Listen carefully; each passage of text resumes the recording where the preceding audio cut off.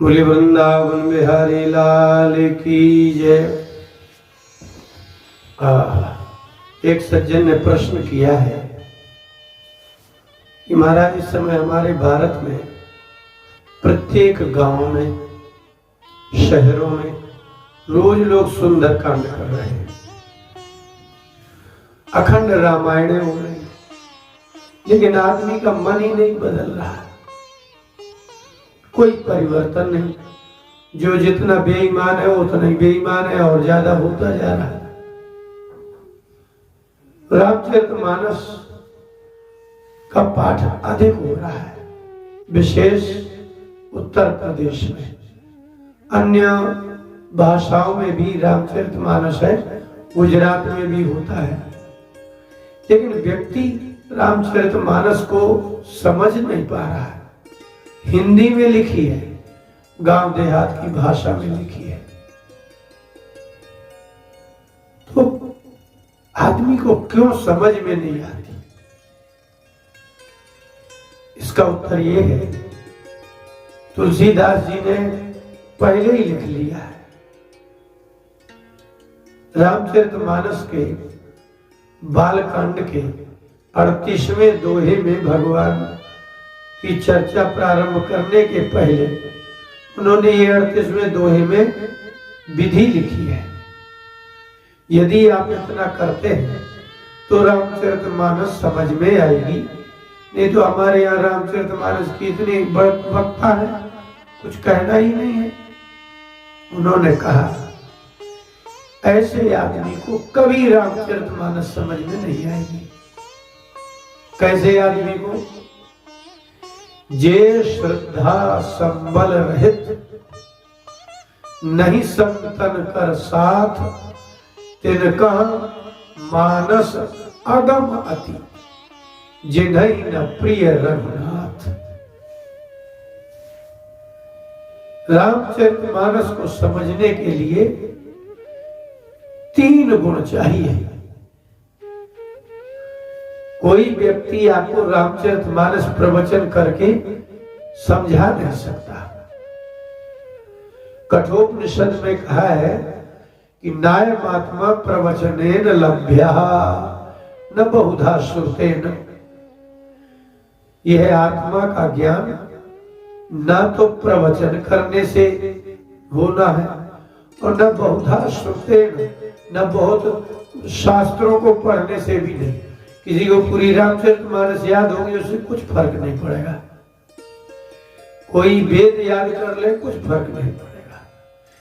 तुलसीदास जी ने कहा, तेने कहा मानस अगम अति। ऐसे स्त्री पुरुषों को मेरा रामचरितमानस अति अगम समझना। अगम शब्द का ही अर्थ होता है प्राप्त नहीं होगा। गम माने प्राप्त होना, अगम माने प्राप्त नहीं होना। जैसे समुद्र की था नहीं पा सकते तो उसको अगम कहते हैं। ऐसे आदमी को कभी समझ में नहीं आएगा रामचरितमानस। किनको? बोले जे श्रद्धा संबल रहित।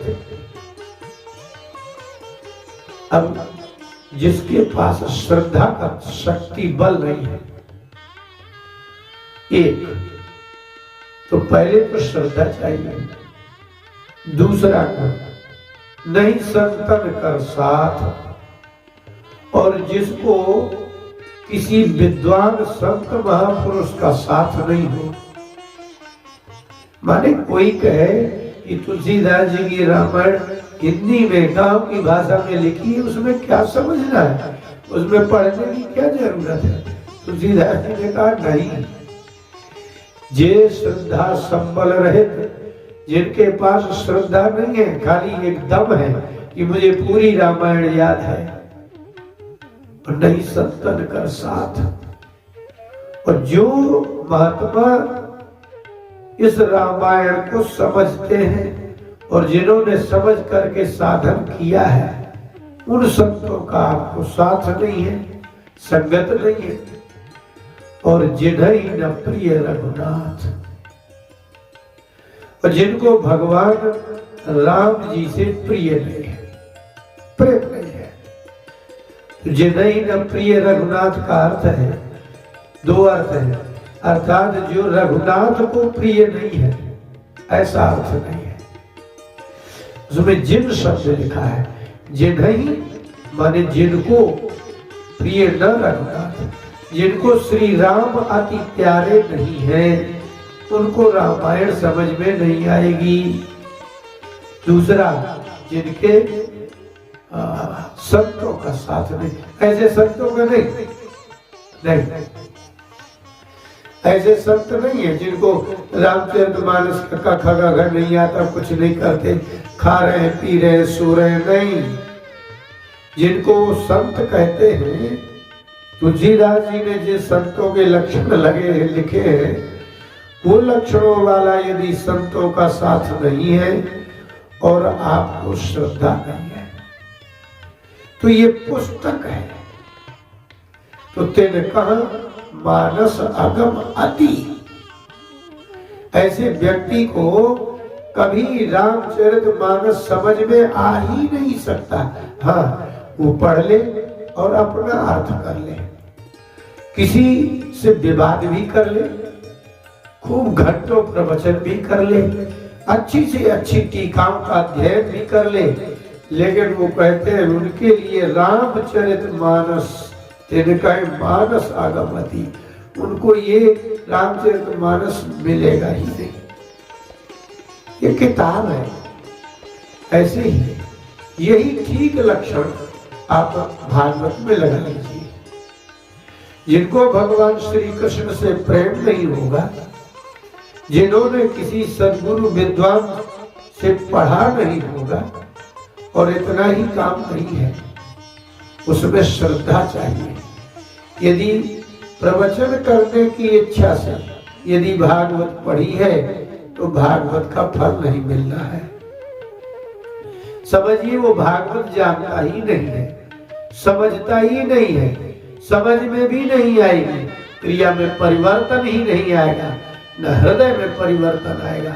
अर्थात जिसको भगवान श्री कृष्ण से प्रेम हो, भागवत में श्रद्धा हो, और किसी विद्वान श्रद्धालु भक्त से पढ़ा हो, और ऐसे ही विद्वानों का संग किया हो, उनको भागवत समझ में आएगी।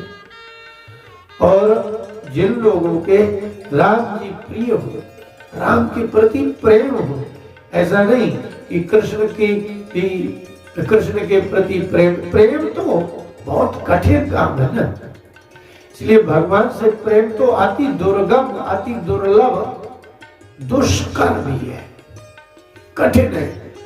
इसलिए उन्होंने कहा कि जिनको संजय श्रद्धा सबल रहे, बालकांड का 38वां दोहा है, ये अधिकारी है रामचरितमानस के का अधिकारी वो है जो पूर्ण श्रद्धा करता है, और जिनको संतों का संग मिला है, और जो भगवान से प्रेम करते हैं, वो व्यक्ति ही इस रामचरितमानस को समझ सकता है।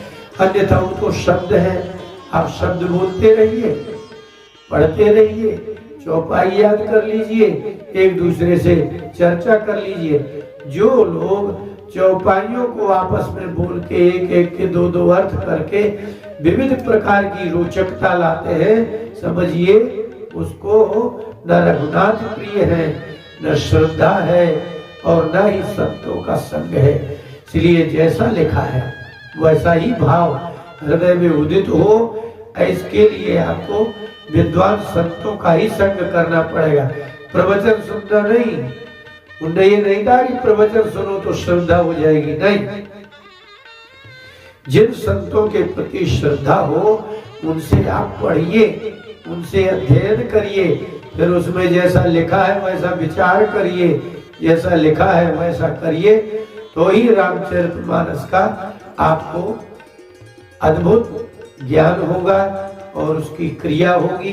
अन्यथा यदि श्रद्धा और नहीं है, भगवान में प्रेम नहीं है, और विद्वान संतों का संग नहीं है, तो रामचरितमानस का आपको कभी ज्ञान नहीं हो सकता।